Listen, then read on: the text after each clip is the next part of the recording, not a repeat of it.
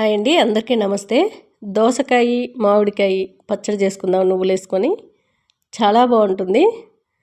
దోసకాయని మామిడికాయని పొట్టంతా పీలర్తో peel చేసుకోవాలి. చాలాసార్లు మనకి దోసకాయ కొంచెం నోట్లో పెట్టుకొని చూసుకోండి, ఒక్కొక్కసారి చేదుగా కూడా ఉంటాయి. ఒక్కొక్కసారి దోసకాయ చేదు ఉంటుంది, ఒక్కొక్కసారి కాయ శుభ్రంగానే ఉంటుంది, లోపల గింజలు ఉంటాయి కదా, గింజలు చేదు ఉంటాయి. రెండు కూడా చేదు చూసి అనేది మనం పప్పులో అయినా కూర అయినా వండుకుంటే బాగుంటుంది. నేను ఈరోజు పచ్చడి అయితే చేస్తున్నాను. మామిడికాయ ఇలా టెంక్ లేదనుకుని అడ్డంగా కట్ చేశాను. టెంక్ ఉంది కాబట్టి పైన ముక్కలు మాత్రమే తీసుకుందాం. మనం పుల్లగా ఉంటేనే ఈ పచ్చడికి టేస్ట్ బాగుంటుందండి. మనకి మామిడికాయ పచ్చడి అయినా పులుపు ఎక్కువ ఉంటేనే కదా ఎక్కువ రోజులు నిల్వ ఉంటుంది, టేస్ట్ కూడా బాగుంటుంది. పోయిన సంవత్సరం మా మామిడి చెట్టుకి బాగా కాయలు వచ్చాయి. కొన్ని ఎండబెట్టుకున్నాను, కొన్ని పచ్చడి పెట్టాను. చాలా సింపుల్గా ఈజీగా కొన్ని తురుము పెట్టుకున్నాను. ఆ తురుము అనేది ఇంకా కిలో వరకు ఉందండి, సంవత్సరం అయింది. ఎండబెట్టుకున్నవి అయితే మూడు కిలోల పైన ఉన్నాయి. మనకి సంవత్సరం మొత్తం రావాలి అంటే మనకు చింతపండుతో పని ఉండకూడదంటే మామిడికాయలు ఎక్కువగా ఉన్నప్పుడు ఎండబెట్టి స్టోర్ చేసుకుంటే చాలా మంచిది. ఇప్పుడు చింతపండు కూడా ఎవరు వాడట్లేదు. ఇలా మామిడికాయని ముక్కలు తరిగి పెట్టుకున్నాను.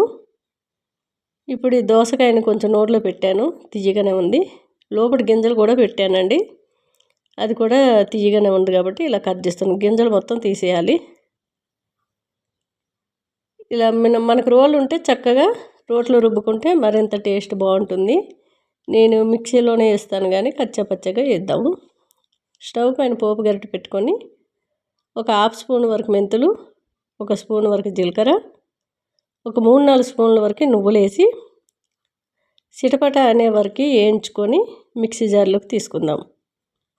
నేను ఈ పచ్చడికి పచ్చిమిర్చి మాత్రమే వాడుతున్నాను. మీరు కావాలంటే పొడి కారం కూడా వేసుకోవచ్చు.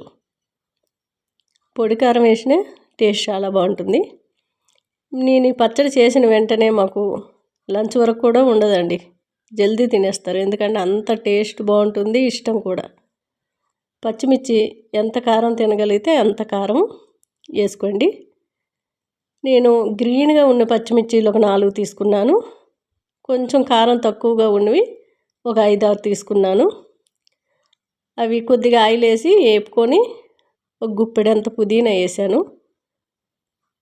ఇవన్నీ కూడా ఆ నువ్వులు మిక్సీ జార్లోకి తీసుకోవాలి. నువ్వులు ఉన్న దాంట్లోకి పోపు కోసం అదే పోపు గరిటలో కాస్త ఎక్కువగానే ఆయిలు, ఒక 4-5 స్పూన్ల వరకు ఆయిలు, ఆవాలు, జీలకర్ర, మెంతులు, మనకి సోంపు దినుసులు వేసాను. నేను పోపు దినుసుల్లో డైలీ వాము, సోంపు ఇవన్నీ కలిపి పెట్టేస్తానండి, అందుకనే అవి వేసేసాను. ఒక 3-4 ఎండుమిరపకాయలు, ఒక 5-6 ఎల్లుల్లి రెబ్బలు, కొద్దిగా ఇంగువ అనేది వేస్తే చాలా బాగుంటుంది పచ్చడికి. చిటికెడంతా పసుపు వేసాను. స్టవ్ బంద్ చేసి కొద్దిగా కరివేపాకు వేసుకున్నాను. మనకి ఆయిల్ అనేది పైకి తుల్లకుండా ఉండాలంటే స్టవ్ బంద్ చేసిన కరివేపాకు వేసుకోవాలి. నువ్వులు, పచ్చిమిర్చి ఇవన్నీ కూడా ఒక రౌండ్ తిరిగిన తర్వాత కొద్దిగా రాలుపు, రుచికి సరిపడగా రాలుపు వేసుకోండి.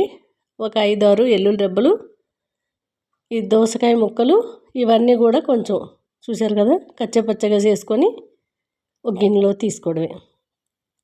చేయడం చాలా ఈజీ అండి. టేస్ట్ అయితే అంతకు మించి ఉంటుంది, మనకి టేస్ట్ చాలా బాగుంటుంది. నేనైతే రైస్లో కలుపుకోవచ్చు, మనకి చపాతీతోనైనా పెట్టుకొని తినవచ్చు, బాగుంటుంది. నేనైతే మన కొర్రలు ఉంటాయి కదండి, ఆ కొర్రలు నైటే ఉడికించుకున్నాను. ఈ ఎండలకి కొంచెం పెరిగేసి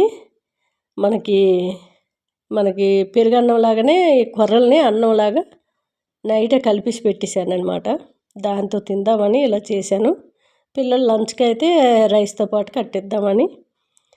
ఇక దద్దోజనంలా చేశాను అనుకోండి, పోపు వేయలే కానీ చక్కగా మనకి అంత టేస్ట్గా ఉంది. ఇవ్వండి, కొర్రలు నైటే చక్కగా కొద్దిగా పాలు పెరిగేసి కొర్రలు ఏం చేశానంటే ఒక గ్లాసు కొర్రలకి 2 గ్లాసులు వాటర్ పోసా. ఎందుకంటే అవి కొంచెం మెత్తగా ఉంటే పెరుగన్నకు బాగుంటుందని. మనకు పొడి పొడిగా కర్రీస్లోకి అయితే గ్లాసం పావు అయితే సరిపోద్ది. టేస్ట్ అయితే అద్దరిపోయిందండి. కొర్రలు ఆరోగ్యానికి మంచిది. పచ్చడి అయితే అద్దరిపోయింది. నచ్చితే ట్రై